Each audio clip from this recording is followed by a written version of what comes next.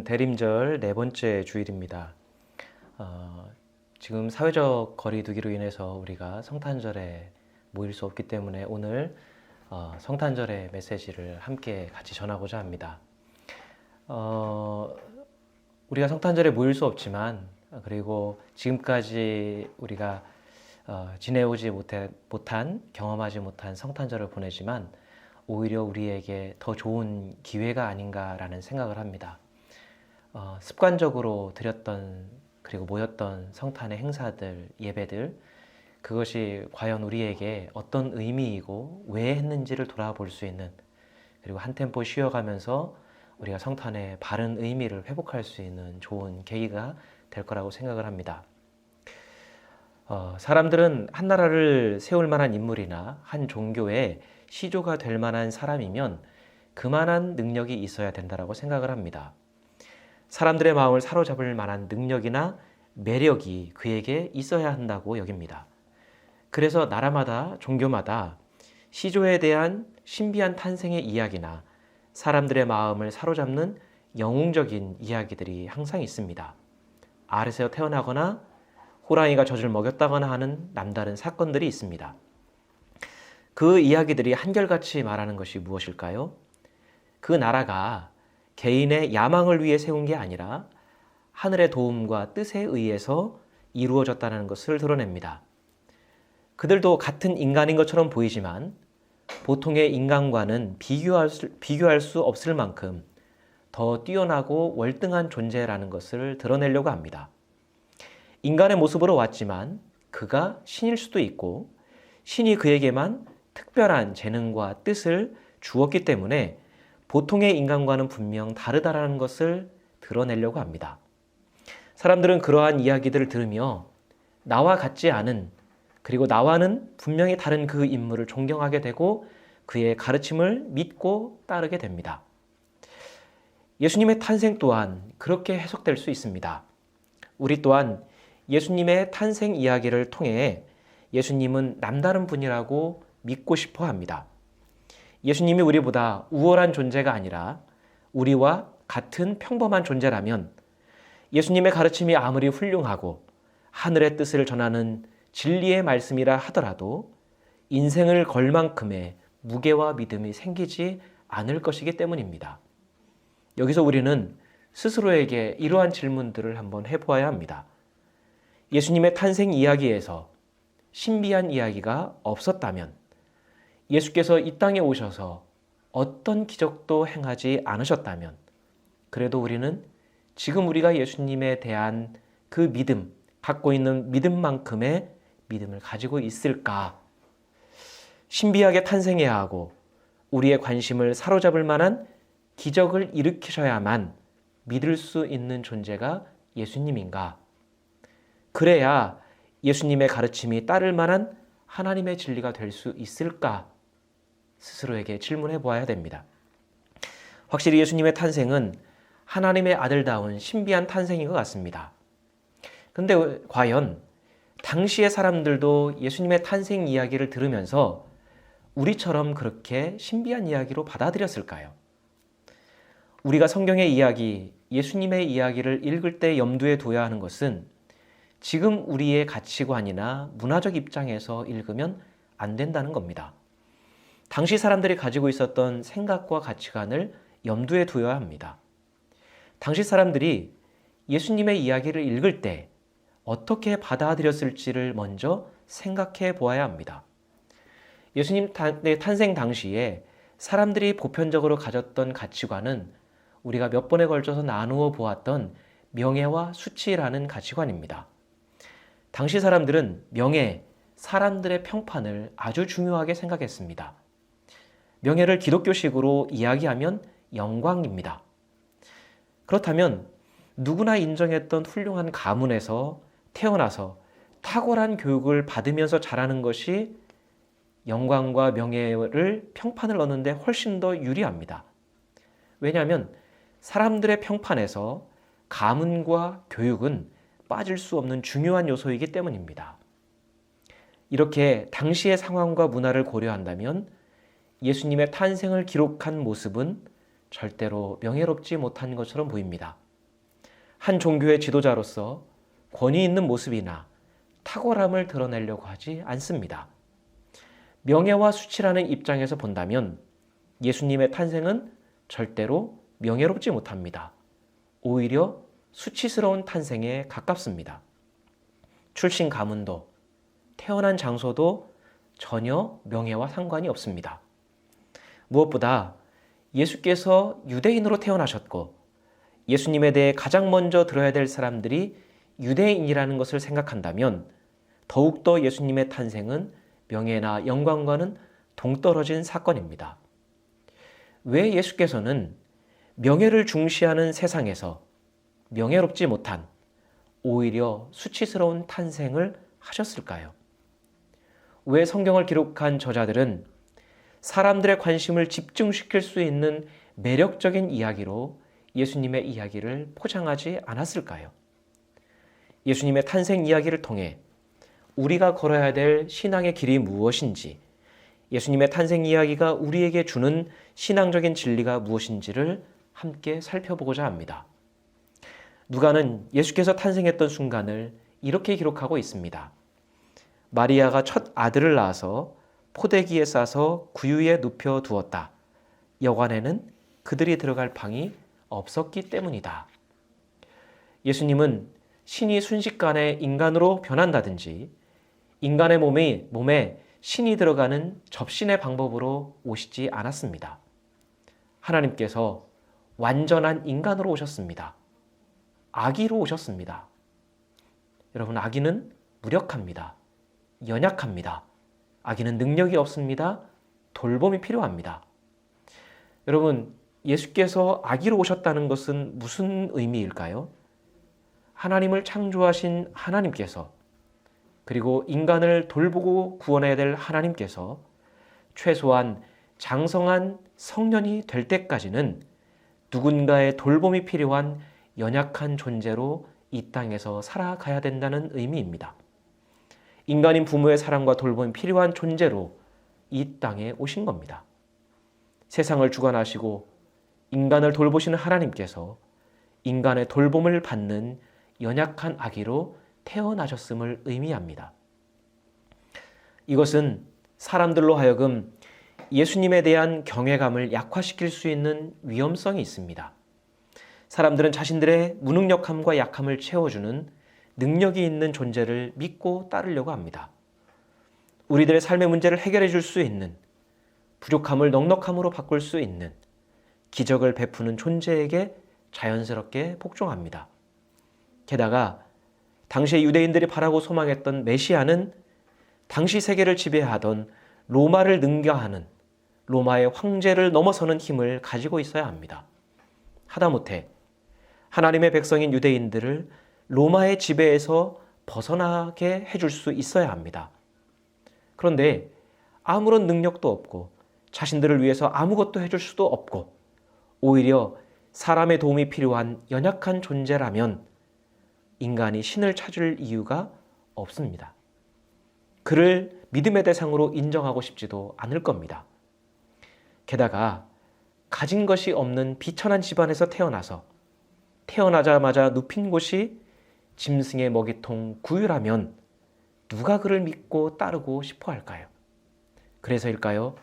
예수님의 집안에 대해서 잘 알고 있었던 사람들은 예수님을 탐탁치 않게 여겼습니다. 마가복음 6장에서 이렇게 증언하고 있습니다. 예수께서 거기를 떠나서 고향에 가시니 제자들도 따라갔다. 안식일이 되어서 예수께서 회당에서 가르치기 시작하셨다. 많은 사람이 듣고 놀라서 말하였다. 이 사람이 어디서 이런 모든 것을 얻었을까? 이 사람에게 있는 지혜는 어떤 것일까? 그가 어떻게 그 손으로 이런 기적들을 일으킬까? 이 사람은 마리아의 아들 목수가 아닌가? 그는 야고보와 요셉과 유다와 시몬의 형이 아닌가?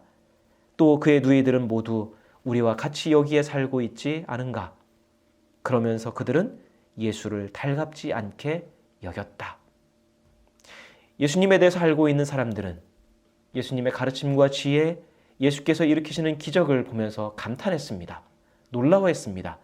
하지만 예수님의 모든 출신 가문과 성장 과정을 알고 있기 때문에 그 모든 것을 애써 부정하며 인정하지 않았습니다. 예수님의 가문을 알고 있고 성장 과정을 보았기 때문에 보면서도 들으면서도 믿지 않았습니다. 오히려 뭐라고 증언하죠? 예수님을 달갑지 않게 여겼다고 기록하고 있습니다. 예수님을 무시했다는 것이죠. 이것만 봐도 그 사람의 출신과 배경, 학식과 능력이 사람들의 믿음을 결정하는 중요한 요소라는 것을 알 수 있습니다. 우리 또한 마찬가지이죠. 그렇다면 인간의 돌봄이 필요한 아기의 모습으로 이 땅에 오신 예수의 탄생은 잘못된 출발입니다. 실수입니다. 사람들이 듣고 굴복할 수 있는 놀라운 기적의 이야기로 시작했다면 사람들의 마음을 쉽게 휘어잡을 수 있었을 겁니다. 사람들을 감탄시킬 수 있는 특별한 탄생이었다면 당시 사람들이 예수님의 가르침과 권위에 더 쉽게 굴복할 수 있었고 예수님을 더 잘 믿을 수 있었기 때문입니다. 그럼 우리들은 이렇게 생각할 겁니다.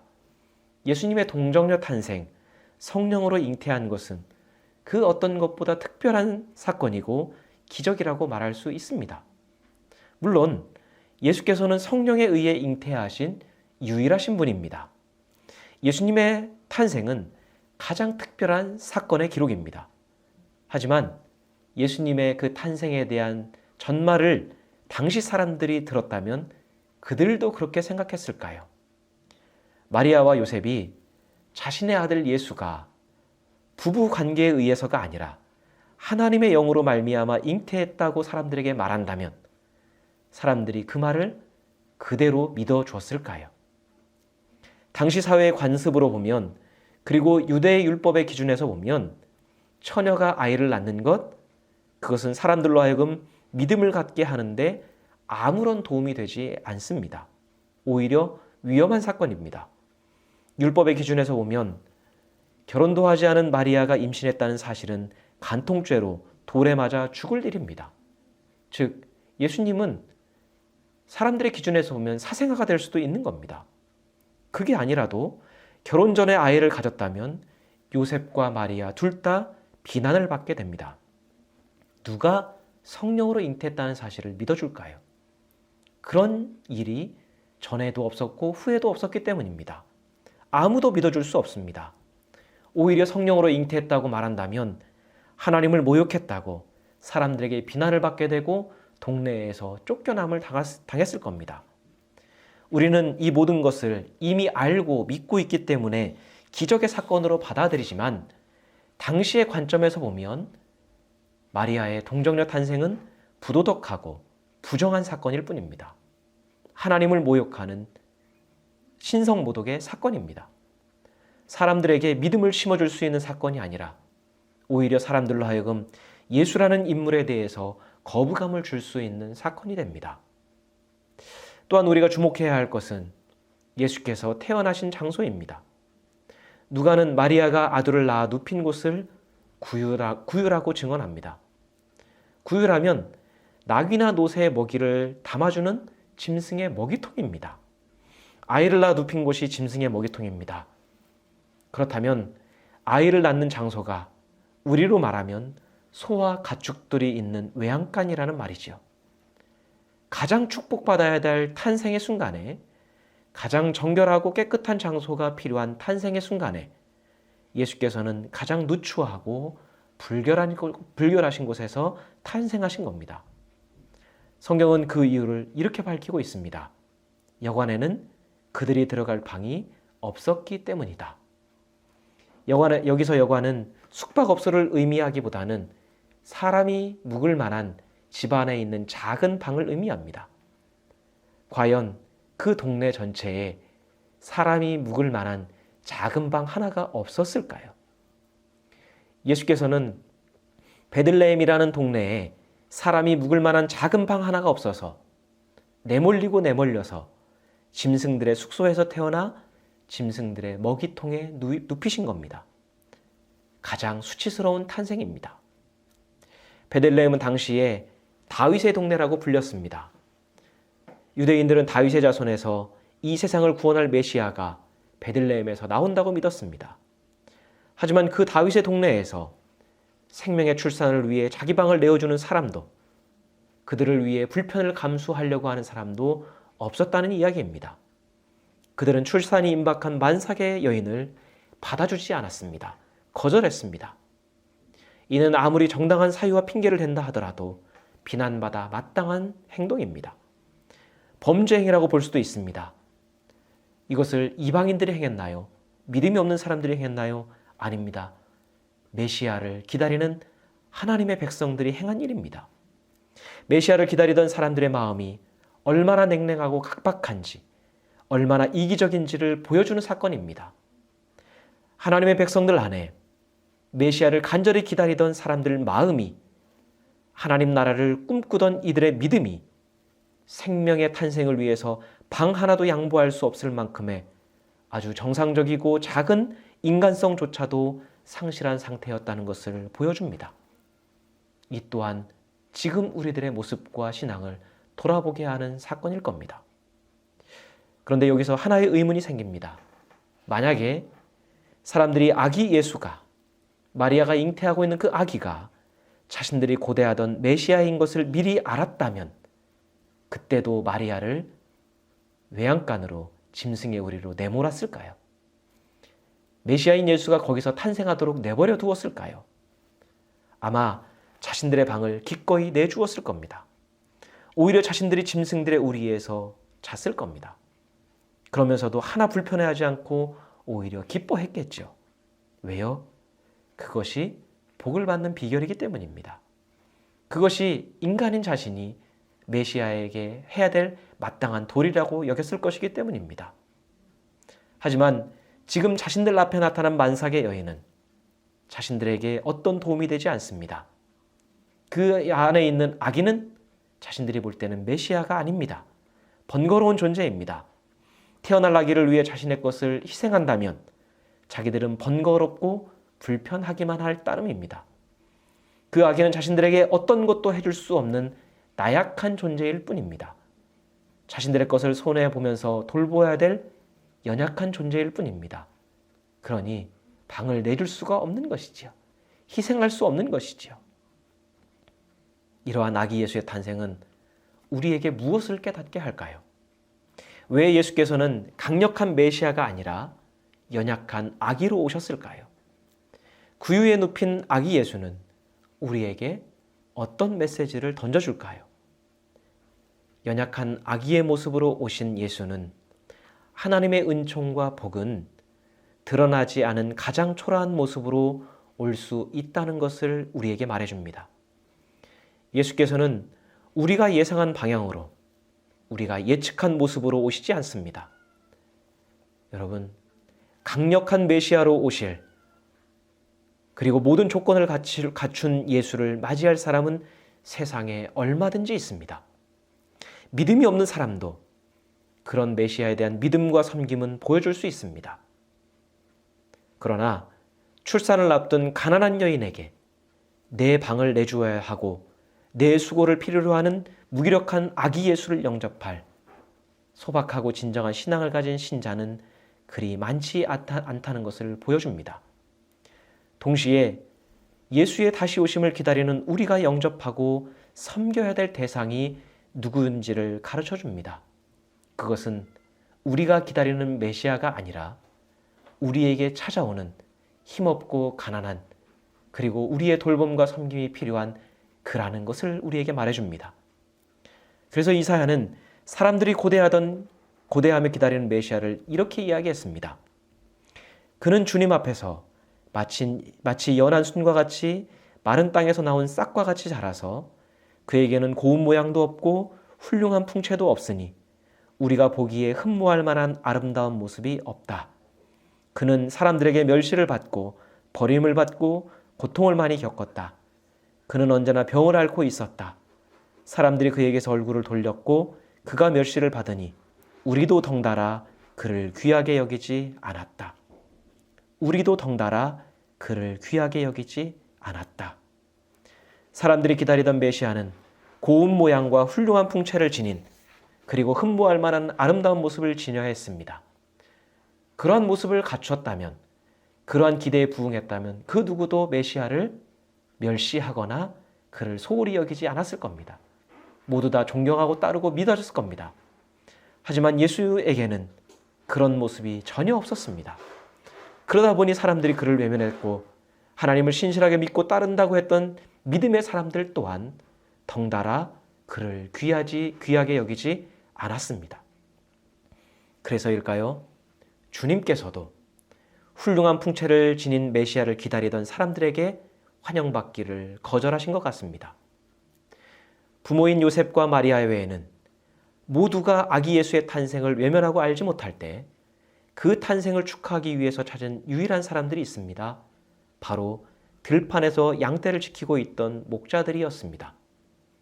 그 구유 안에 눕힌 예수를 찾은 사람은 바로 목자들 외에는 아무도 없었습니다. 누가는 구유에 눕힌 아기 예수의 안타까운 장면 바로 다음에 목자들의 상황이 어떠했는지를 기록하고 있습니다. 그 지역에서 목자들이 밤에 들에서 지내며 그들의 양떼를 지키고 있었다. 목자들은 마을에서 떨어져 들에서 지냈습니다. 짐승을 돌보던 그들은 불결하고 냄새가 났기 때문에 마을에 머물지 못했습니다. 정결을 중요시하는 유대의 풍습은 불결한 목자들과 함께 어울리는 것을 꺼리게 만들었습니다. 목자들은 마을에서 떨어진 곳에서 지내면서 양떼를 지키며 들판에서 짐승들과 함께 지냈습니다. 그런 목자들에게 주의 천사가 찾아가 아기 예수가 탄생한 소식을 전한 겁니다.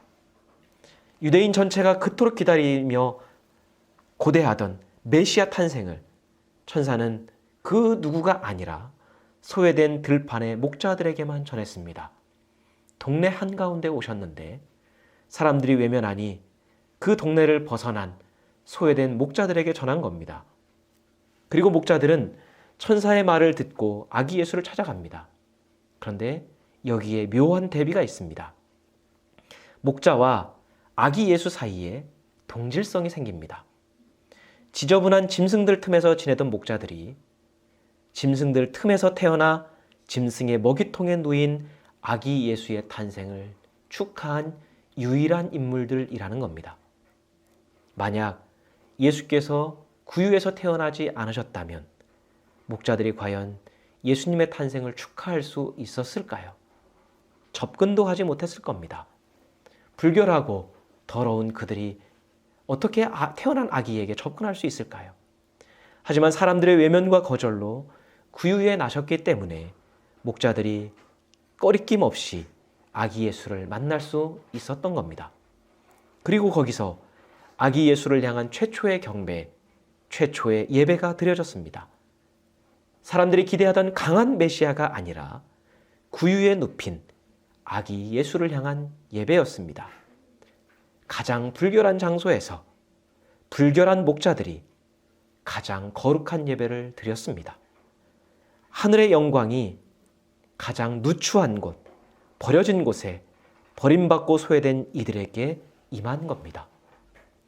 예수께서는 모두가 기대하던 강력한 메시아의 모습으로 오시지 않으셨습니다.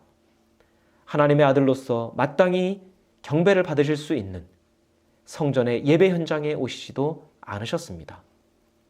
메시아를 기다리던 수많은 사람들의 환호성과 축하도 거절하셨습니다. 예수께서는 우리가 관심을 두지 않는 누추한 짐승의 우리에서 태어나셨습니다. 섬김과 돌봄이 필요한 아기의 모습으로 태어나셨습니다. 불결하고 냄새가 나서 사람들 무리에도 끼지 못했던 목자들의 축하만 받으셨습니다. 예수께서 탄생하신 이런 모습들은 우리로 하여금 성탄의 정신이 무엇인지, 예수님을 기다리는 우리 믿음의 자세가 무엇인지 돌아보게 합니다. 과연 예수님은 성탄의 즈음에 교회에서 하는 요란하고 떠들썩한 그 행사와 예배들을 좋아하실까요? 예배당을 가득 채운, 그러나 여전히 소외된 사람들을 돌보지 않고 오히려 그들을 외면하고 배제하는 그 웅장한 축사를 받으실까요? 예수께서는 우리 만족을 위해 한 번 더 드리는 성탄의 예배보다 오히려 예수께서 이 땅에 태어나신 그 후미진 뒷골목에 우리의 발길과 손길이 머물기를 원하실 겁니다. 아기 예수를 만난 목자들이 아기에 관해서 들은 말을 사람들에게 알려주었습니다. 사람들에게 그토록 그들이 기다리던 그리스도의 탄생을 전했습니다. 그때 사람들의 반응을 누가는 이렇게 증언합니다. 그리고 그들은 급히 달려가서 마리아와 요셉과 구유에 누워있는 아기를 찾아냈다. 그들은 이것을 보고 나서 이 아기에 관하여 자기들이 들은 말을 사람들에게 알려주었다. 이것을 들은 사람들은 모두 목자들이 그들에게 전해준 말을 이상히 여겼다. 사람들은 목자들의 말을 믿어주지 않습니다. 그들의 말을 이상하게 여겼습니다. 아마 그들을 정신 나갔다고 생각했을 겁니다. 왜냐하면 목자들은 사회에서 그렇게 인정받는 존재가 아니기 때문입니다. 평범한 존재들도 아닙니다. 부정하고 불결한 자들입니다. 영향력이 없는 자들입니다. 소외된 자들입니다. 차별을 받는 자들입니다.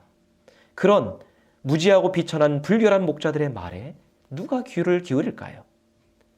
그렇다면 아기 예수의 탄생을 제대로 전하려면 누구에게 그 소식을 맡겨야 되나요? 권위 있고 영향력 있는 사람에게 맡기는 것이 정상입니다. 천사가 종교 지도자들이나 사회 지도층을 찾아가는 게 맞습니다. 어떤 의미에서 보면 목자들에게 찾아간 것은 실수입니다. 목자들에게 그 소식을 전하게 한 것은 실수입니다. 하나님의 아들이 이 땅에 오신 그 소식은 목자들의 입을 통하는 순간에 정신 나간 소리가 되는 것이죠. 구유에서 태어난 것은 그렇다 치더라도 메신저만 잘 선택했더라면 예수님의 사역은 훨씬 더 수월했을 겁니다. 그런데 하나님은 그 모든 방법들을 다 거부하신 겁니다. 하나님의 방법은 가장 낮은 곳에 가장 조용하게 임하셔서 가장 비천한 사람들을 위로하심으로 시작하셨습니다. 요란한 예배와 축하를 거절하시고 짐승들의 울음소리, 그 짐승들과 함께 잠자리를 하던 이들의 조용한 방문만 허락하셨습니다. 구유에 놓인 연약한 아기를 구세주로 인정하는 사람들의 그 소박한 믿음을 그들의 믿음만 필요로 하셨습니다. 굳이 야단법석을 떨지 않아도, 축하한다고 요란하게 떠들지 않아도, 사람들이 목자들의 말을 믿어주지 않아도 예수는 오셨고 예수의 구원의 사역은 시작된 겁니다. 가문이 훌륭해서가 아니라, 강한 능력을 소유한 신적 존재여서가 아니라, 사람들이 인정해 주어서가 아니라 연약한 아기가 탄생함으로부터 하나님의 구원은 이미 시작이 된 겁니다. 구유에서부터 하나님의 나라가 시작이 되었습니다. 그 연약함과 무능력함에서 하나님의 권능이 시작이 됩니다. 아기 예수가 자라면서 하나님 나라도 자라게 되는 것이죠. 우리는 지금 어떤 마음으로 예수님의 탄생, 예수님의 성육신을 기념하고 있을까요? 우리가 준비하는 성탄은 예수께서 원하시는 그 모습일까요? 지금 교회와 신자의 가장 큰 문제는 구유에 누인 아기 예수를 잃어버린 것입니다. 너무 부유하고 넉넉해진 교회와 신자의 삶은 부족함과 연약함을 싫어합니다. 넉넉한 것과 성취하는 것과 능력이 있는 것만 하나님의 은혜요 복이라고 여깁니다. 예수께서는 짐승들의 우리, 구유에서 태어나셨는데 우리는 비단에 깔린 화려한 침대에 누인 예수를 만들고 싶어 합니다. 예수께서는 첫 예배를 가축의 우리에서 받으셨는데 우리는 안락한 예배당에서 우리의 만족과 소원 성취를 기원하는 예배를 드리고 있습니다. 왜 그럴까요? 예수가 그런 모습이어야 우리도 편하게 살 수 있다는 기대감 때문입니다. 성탄절에 드리는 그 예배가 성탄절을 기념하는 전부일까요? 예수께서는 사람들이 외면하고 무시하는 목자들의 경배만 받으셨는데 우리는 온갖 종교적 업적과 능력으로 예배를 드리려고 합니다. 올해 부득이한 여건으로 우리는 성탄의 예배를 드리지 못합니다. 그러나 오히려 이것이 성탄의 바른 의미를 찾고 성탄을 바르게 회복할 수 있는 기회라고 여겨집니다. 한 번쯤은 예배의 행위를 멈추고 우리의 믿음의 동기, 목적을 돌아보아야 됩니다. 우리가 그동안 드렸던 그 성탄의 수많은 예배들이 과연 우리를 그 성탄의 바른 정신으로 인도했는지, 그리고 구유에서 태어나신 그 아기의 모습을 우리 마음에 담았는지 잠잠히 개인적으로 묵상할 필요가 우리에게 있습니다. 우리가 외면하고 거절한 구유의 아기 예수를 찾는 성탄, 외면하고 무시했던 목자들의 목소리에도 귀를 기울이는 성탄을 보내는 우리가 되기를 원합니다. 가장 큰 영광은 가장 누추한 구유에서 가장 비천한 목자들이었음을 기억할 수 있는, 그래서 아기 예수가 가장 후미진 곳에서 하나님 나라를 시작하셨듯이 우리 삶에서 소외되고 놓치고 배제하고 차별했던 그곳에서 우리의 교회가 세워지고 우리의 믿음이 세워지고 아기 예수와 함께 하나님의 나라를 세워갈 수 있는 우리 모두가 될 수 있기를 간절히 소원합니다. 기도하겠습니다.